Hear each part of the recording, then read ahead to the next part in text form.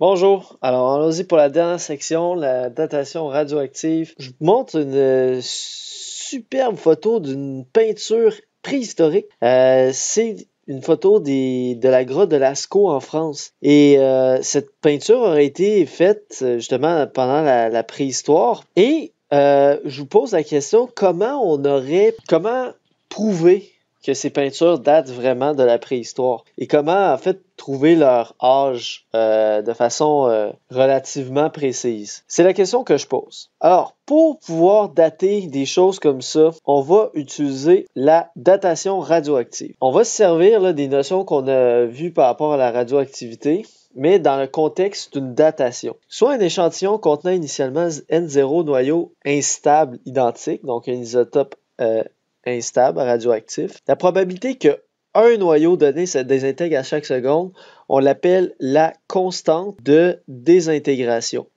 La constante de désintégration, symbole c'est lambda, unité seconde moins 1. Faire attention, c'est le même symbole que la longueur d'onde, mais ça n'a absolument rien à voir. C'est vraiment une autre chose. C'est la constante de désintégration. Je vous donne un exemple. Admettons qu'on aurait une constante de désintégration égale à 0,5 secondes moins 1. Ça voudrait dire qu'à chaque seconde, on aurait une probabilité de 1 chance sur 2, 50%, que l'atome se désintègre. Donc ça voudrait dire que les atomes se désintégreraient très vite à ce moment-là s'il y a une chance sur 2 à chaque seconde qu'ils se désintègrent. Mais si par exemple on aurait un lambda de 0,01 seconde moins 1, à ce moment-là, ça voudrait dire qu'on aurait 1%. À chaque seconde, on aurait 1% de chance que l'atome se désintègre.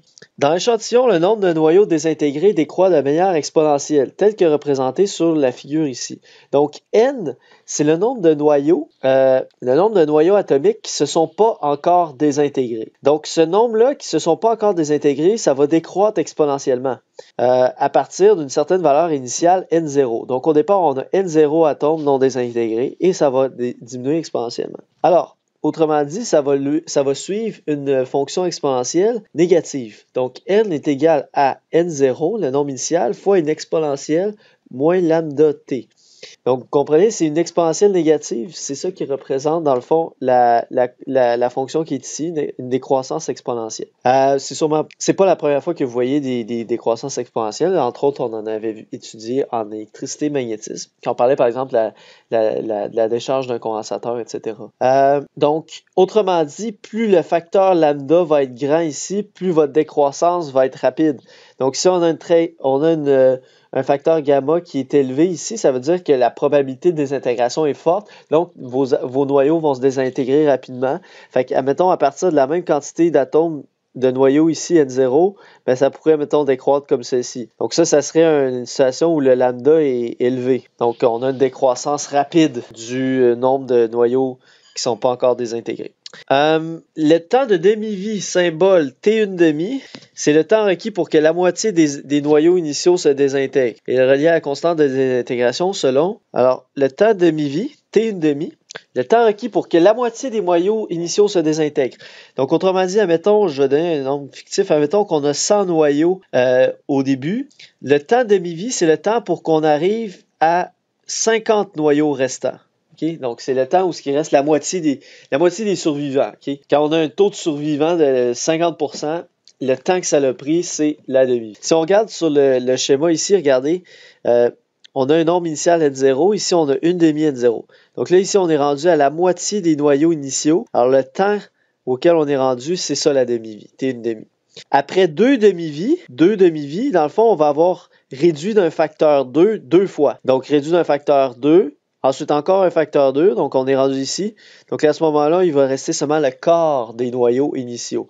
Après 3 demi-vies, il va rester seulement le 8e des noyaux initiaux, etc. Donc à chaque demi-vie, le nombre de noyaux restants va être divisé par 2.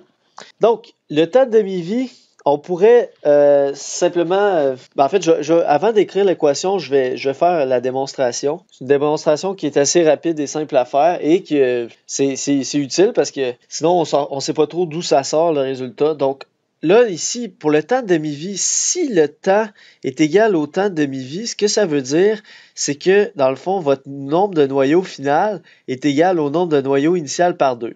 C'est Donc ça, c'est après une demi-vie. C'est la définition d'une demi-vie. Après une demi-vie, par définition, si le temps est égal à la temps de demi-vie, votre nombre de noyaux est divisé par 2. Donc, on remplace ça ici. Ça fait N0 sur 2 égale N0 E à la moins lambda T. Les N0 se simplifient. Donc, ça donne une demi est égale à E à la moins lambda T.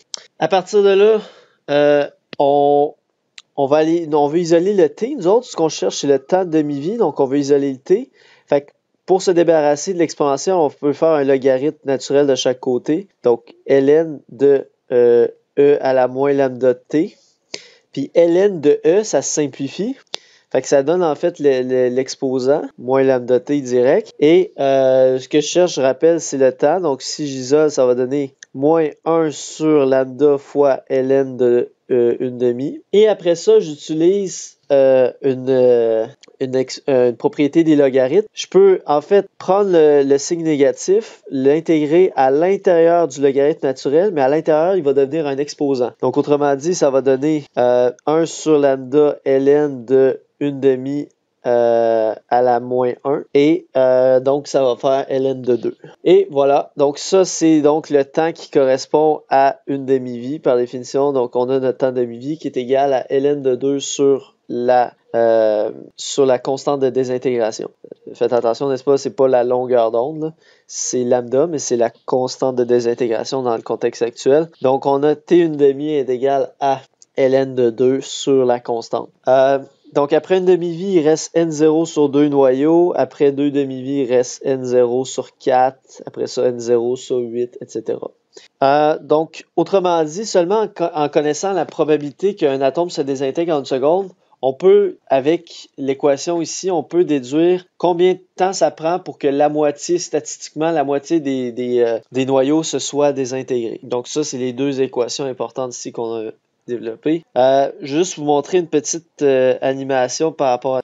Donc, vous avez ici un échantillon de carbone 14.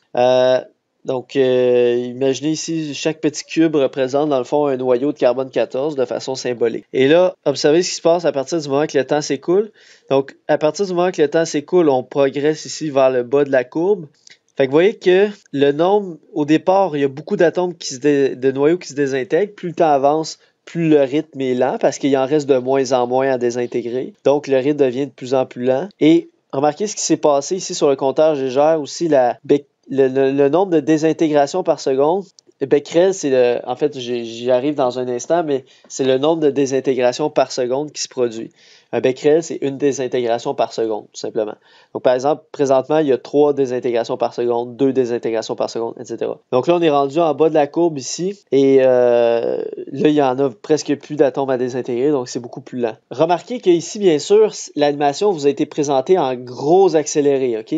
Parce que la demi-vie du carbone, en réalité, c'est 5000 du carbone 14, 5730 ans. Donc, c'est comme si, en fait, quand on va être rendu ici, où est ma souris, on va avoir fait 10 000 ans. Ici, on a fait 10 000 ans. Fait que vous voyez, on est vraiment en gros accéléré. Donc, en réalité, c'est beaucoup plus lent que ça.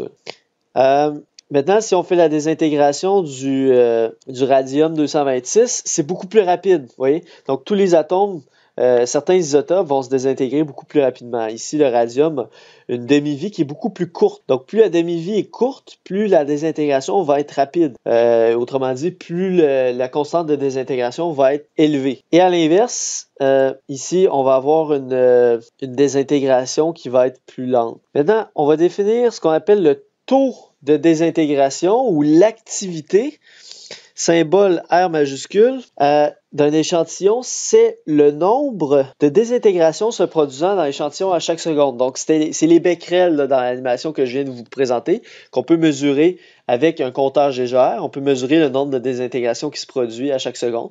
Donc, pourquoi on dit un compteur Gégère? C'est parce que justement, il compte. Tout ce qu'il fait, lui, c'est qu'il capte des désintégrations des rayons ionisants, Puis en comptant le nombre de rayons ionisants qui arrivent sur lui, il compte. Fait qu'à chaque fois qu'il reçoit un rayon, ben il fait un compte. Fait que là, il fait juste compter le nombre de désintégrations qu'il reçoit. Et l'unité de l'activité, c'est le becquerel, justement, du nom d'Henri Becquerel, qui est le scientifique là, qui a découvert la radioactivité de façon accidentelle avec ses sels d'uranium. Si vous vous rappelez qu'il avait imprimé ces plaques photographiques, même s'il n'avait pas été éclairé. Alors, Henri Becquerel.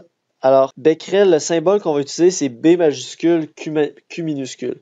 Donc, un becquerel, par définition, c'est une désintégration par seconde.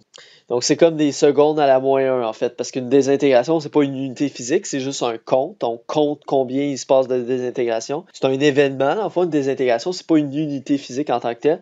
Fait en fait, on pourrait dire que, finalement, physiquement, c'est des secondes à la moins 1, mais juste dire seconde à la moins 1, c'est pas clair parce que on a utilisé beaucoup de trucs qui étaient comme des secondes à la moins 1, comme la fréquence, c'est une seconde à la moins 1, mais pour distinguer justement ce seconde à la moins 1, cette seconde à la moins 1 là, par rapport par exemple à la fréquence d'une onde, ben fréquence d'une onde, on l'appelle les hertz. Puis ici, on l'appelle des becquerels. Donc, même si physiquement c'est des secondes à la moins 1, on lui donne un nom particulier, des becquerels, pour que ce soit clair qu'on est en train de parler de désintégration par seconde. Alors, l'activité ou le taux de désintégration R est directement relié à la constante de désintégration lambda et au nombre de noyaux non désintégrés restant n. Selon l'équation suivante, on a R est égal à lambda n. Cette équation découle directement de la logique parce qu'ici, c'est votre probabilité de désintégration à chaque seconde. Ici, c'est votre nombre de noyaux restants. Fait que dans le fond, prenez votre nombre de noyaux restants, multipliez-le par la probabilité que chacun individuellement des noyaux peut se désintégrer. Ben, ça va vous donner statistiquement l'activité moyenne de votre échantillon, le nombre de désintégrations qui vont se produire à chaque seconde. Autrement dit, multipliez la probabilité de désintégration individuelle de un noyau par la quantité totale de noyaux, ben ça va vous donner, dans le fond, la quantité, finalement, la quantité totale de désintégration qui va se produire dans votre échantillon à chaque seconde. Donc, ceci, on la démontre pas vraiment, on fait juste la comprendre logiquement, cette équation-là, elle découle de la logique. À partir de ça, en fait, on peut prouver l'équation 1, l'équation de la décroissance exponentielle qu'on avait écrite au tout départ. Et tout ça se base finalement sur cette définition-là de l'activité R. En fait, l'activité, c'est dans le fond le taux de variation du nombre de noyaux restants par rapport au temps. Okay? Donc, mettons que vous avez 2 désintégrations par seconde. Ben, 2 désintégrations par seconde, ça correspond dans le fond au taux par lequel votre N diminue par rapport au temps. Ça veut dire que votre N, il diminue au taux de 2 par seconde. On diminue le nombre de noyaux restants de 2 par seconde. Donc, c'est un taux, c'est une vitesse de diminution. Le R, c'est un taux de diminution de N par rapport au temps. Donc, c'est la dérivée de N par rapport au temps. Le taux de variation du nombre de noyaux restants par rapport au temps. Mais il faut mettre un signe moins parce que R est positif par définition, mais dN sur dt est négatif parce que le nombre de noyaux restants diminue. Donc, ce taux de variation-là est négatif. On met le moins de façon à obtenir une activité positive. Et après ça, tout découle de ça. Donc, ce qu'on fait, c'est qu'on remplace R par sa définition, donc lambda N. Ensuite de ça, dans le fond, on a affaire ici à une équation différentielle. Une équation différentielle qui est très, très, très simple, ce qu'on appelle la variable séparable. On ramène les n ensemble, ça fait dn sur n est égal à moins lambda dt. Ça, c'est le type d'équation différentielle le plus simple qui existe. Il ne peut pas avoir plus simple que ça comme équation différentielle. Parce que c'est pas dans toutes les équations différentielles où on peut séparer les variables de chaque côté comme ça. Je vous le dis tout de suite. Mais ça, c'est vraiment les plus simples qui existent. Et là, à partir de là, pour résoudre ça, c'est simple. En fait, vous allez intégrer chacun des deux côtés de l'équation. Et là, vous allez intégrer pour les bornes suivantes d'un nombre, c'est-à-dire le nombre de noyaux va varier de n0 à un nombre final n, et le temps, lui, va varier du temps 0 à un temps final t, et après ça, vous allez faire l'intégrale de dn sur n, et vous allez l'estimer pour les bornes n0 et n, et ça va vous donner logarithme naturel de n sur n0. En fait, si je le fais au long, ça va vous donner logarithme naturel de n moins logarithme naturel de n0. Mais en fait, ça ici, on peut le transformer comme logarithme naturel de n sur n0, si vous vous souvenez vos propriétés des logarithmes. Et l'intégrale de ça, donc lambda, c'est une constante, on peut la sortir de l'intégrale. Et finalement, l'intégrale de dt, ça donne t, estimé entre t et 0, donc finalement, ça fait t. Et voilà. Alors là, il reste juste à appliquer une exponentielle de chaque côté ici comme ceci. Fait que ça fait n sur n0 est égal à e à la moins lambda t. Ce qu'il fallait démontrer. Donc finalement, on a retrouvé là, l'équation de décroissance exponentielle qu'on avait écrite ici. Donc, c'est assez simple à démontrer. Là. C'est une petite équation différentielle très simple qui part de la définition de l'activité, en fait. Donc, autrement dit, c'est simple. Pourquoi? Parce que le taux de variation, la diminution du nombre de noyaux non désintégrés dn sur dt est constant. C'est ça qui fait que c'est simple. Si ce taux-là de variation, il varierait avec le temps, à ce moment-là, là, ici, ça serait une fonction du temps à place d'être une constante. Puis là, ça serait... c'est-à-dire... C'est pas une constante, en fait, ça dépend de n. Mais je veux dire, si ça dépendrait de n de façon plus compliquée que de façon proportionnelle comme ça, alors là, ça serait plus compliqué.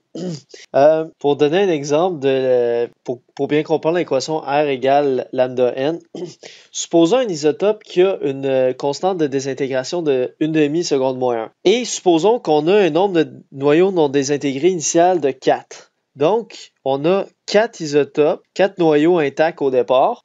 Si on dit que sa constante de désintégration, c'est 1/2 seconde moins 1, ça veut dire que chacun, à chaque seconde, a une chance sur 2 de péter, de se désintégrer. Donc, ça veut dire que lui a une chance sur 2, lui a une chance sur 2. C'est un peu comme un pile ou face dans ce cas-ci, vu que c'est une chance sur 2.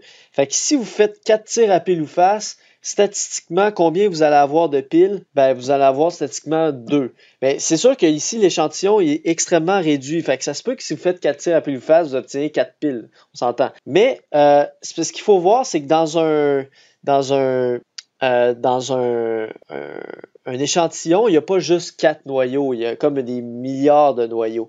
Ce qui fait en sorte que, en moyenne, s'il est supposé en avoir, on s'attend à ce qu'en moyenne, il y en ait 2 qui tirent pile, ben, en moyenne, ça va être autour de ça. Là. Parce qu'il y a tellement... C'est comme si vous faites, vous faites 1 milliard de tirs à pile ou face, ben, il y a quand même... Dans le fond, si vous regardez les proportions de piles puis la proportion de face que vous allez avoir sur 1 milliard de tirs à pile ou face, ça va être très proche de 50-50. Il y a fort à parier que ça va être très proche de 50% pile puis 50% face. Je vois pas comment, après 1 milliard de tirs, vous pourriez avoir, mettons, 60% pile puis 40% face. C'est extrêmement improbable. Extrêmement improbable. Donc autrement dit, vu qu'il y a un très grand nombre d'atomes dans notre échantillon, c'est un peu comme si on fait un très grand nombre de tirs à pile ou face.